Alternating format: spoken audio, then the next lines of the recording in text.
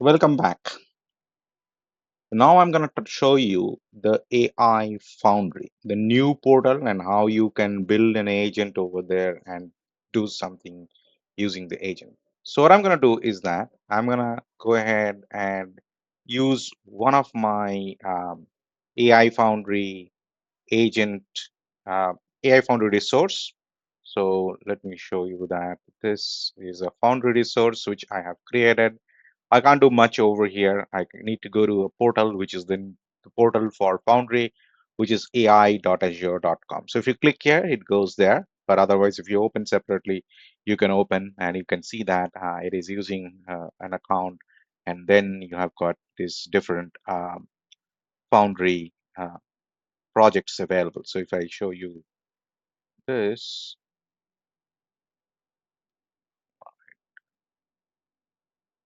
if I go here, and you see the list of agents, right? Kind of like already created. So let's not just see that. Create something like a simple, simple agent. Now this is going to go ahead and then use a large language model, which is deployed in this Foundry, and build some chat interface, right? So this is what I'm getting. So this is my simple agent. And I can choose the model, whichever model I have deployed over here from this drop down. Need to make sure the model which you're using has got a capability to be used inside the agent, because it needs to have a reasoning and a tool calling capability. If you do not have these things, then that cannot be used with an agent. Right now, this is not connected to any tool, so I'll just give a simple instruction. You are a helpful agent, answer the queries with respect and queries, let's say, cheerfully. I just kind of trying to make that agent behave some sort of. So I need to save it and then say hi. It's a very bad prompt. Huh? So I say hi to this agent and it comes here. Hi. How can I brighten your day? So it's a cheerful way of responding. So what is the date today? If I ask this question, it's going to go ahead and then do something. And it gives me a date which is not today's date. It's June 8th, 2024. Today is March 31st. So definitely it's not the right date. It is the date coming from its memory because it doesn't have a tool. So let me show you the capability of agent, because agent is all about calling the tool when it is needed, right? So it is not just about using the LLM, but also using the tool. So I'm going to use the Bing search. So let's say I add that and it gets added. The web search tool is added. Now I restart this conversation. Let's say I want to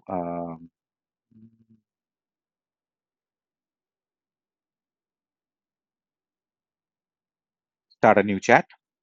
And I say hi. If I say hi, this is a playground, right? I'm just calling that hi. And then what is the date today? If I do that, ask a question mark, and be rational about it, it can now figure out all these things. Now it is using in conjunction with the current search and getting me all the results. So like what was the T20 IPL match yesterday and who owned it? If I ask this is a cricket question.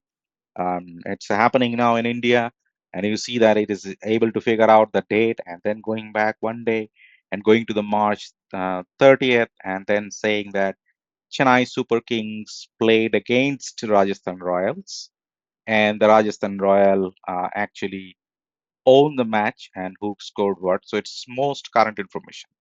If you do not have this, it cannot fetch you that information. So if I just take this question back and then restart this, ask it. That's the beauty of agent, calling the tool. So you can build these kind of tools which are very business specific, domain specific. And again, I don't have a real-time information. So it's clearly saying that it is unable to provide from its own memory. So it is not able to do that. So let's use some better tools and then add another type of tool, let's say code interpreter. So if I add that code interpreter, I can now add a file which basically is kind of any of these formats, and then I'm going to add this Contoso sales revenue CSV file. So it is a basically tabular file which has got a couple of rows, couple of hundreds of rows, and then few columns, which basically says that the region, which is Africa, Asia, North America, and so on and so forth, Europe, and then there are individual countries, the items and the category and the value which they have sold against. So it's kind of that information. Very simple, but lots of information is there. So it is a CSV file, right? I just uploaded the CSV file, and then let me save it and let me start a new chat. Okay. So I have this code interpreter. I have added the file. Now, do I have still have the file if I delete it? I hope so. Let me just say that what is the total sales in EU. It's written as Europe, but I just type EU. And if it is going to call that CSV, it knows that it's going to go ahead and generate some um, code, which is a Python code to do some data engineering and get me the result here, right? According to the data file, the region, EU region is 0, which is interesting.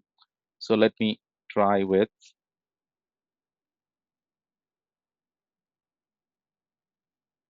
if I say so, because I think it tried to filter you with using EU, but now I type the Europe, so should be able to fetch me the result. Now you can see that it is going to give me 1199207. Earlier it was doing this filter and hence unable to find the record, which is fine. So show me the sales in Europe by category. If I do that, so I want to split this outcome based on the category. So I could do that using this Python data frame, write my code on my own way, but if agent and the tool can do that, I will probably leverage that on behalf of me writing, and that can do many different permutation combination, because otherwise I have to think through all the use cases and build it on my own. So you can see that this is now coming. Now let me show you the most interesting part. Show me in chart. Is now going to use the matplotlib to plot this data into a chart format, and a chart will be prepared for you, which you can use it. If you are building on a website, you can even display it in line. So there's a file which getting generated from the code. So if you open this file, and it is going to be like this. So you can see that this is the file which got generated. Show me in pie chart. If I do that, show me in pie chart, it is going to show the data in the pie chart. So this is what my agent is literally doing over here.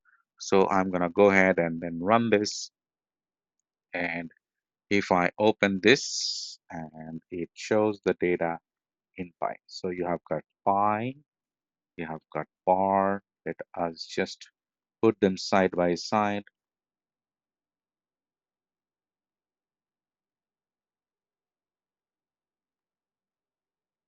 And you can see that these are two different types of data representation, but against the same data. You can actually have the climbing, which is 13%, and then it is actually showing the real revenue value, so that you can match. So it's that way. You can even say that show me the total value in each of the top of the bar. You can, instead of percentage, you show the real value. You can even say all of these, and it is gonna go ahead and generate those things for you in this. All right. So With this, I think we are done with this quick agent demo in the Azure Foundry, the Microsoft Foundry's new portal. So I'm using new portal. So you will have this list of agents on top. The models are here. These are the models I'm going to use. So I just use this 1.4.1 mini. You can even change these into here. And these are the models I kind of create simple agent. So I'll just go ahead and delete it because I want to build it again for the next demo. So I'm going to do ahead and delete. So if you delete it, it is going to get deleted and then it will be. So these are the agents which are running in the agent service, which is a platform as a service. And then you can host it here, call it from your application, and you can do all sort of things as you may like to do that. You can even see the code here, which will show you how you want to call this agent if you have to call it. So if you're writing an application, you can just use this URL and the name and the query you can pass on runtime through some text boxes. You can do all sort of things, right? And then it uses this Azure AI project, which is a Foundry SDK, right? This is the Foundry SDK, and this is for the credential which you're gonna use to connect with this Azure account and then get the credentials. So this is one way of connecting it. So you definitely need that thing. Otherwise, I'm running it locally, so I should be able to do that. So you can also add MCP server, which I have done that, right? So this is also another way of doing it. That means if you have an MCP server instead of, that's also sort of like a tool, right? But hosted by someone else somewhere, and you just calling those API like endpoint and then asking the agent to figure out which method to call out of these MCP server list of functions they might be exposing, and then get you the information. So this is also an interesting aspect of thinking of that way. With this, thank you very much.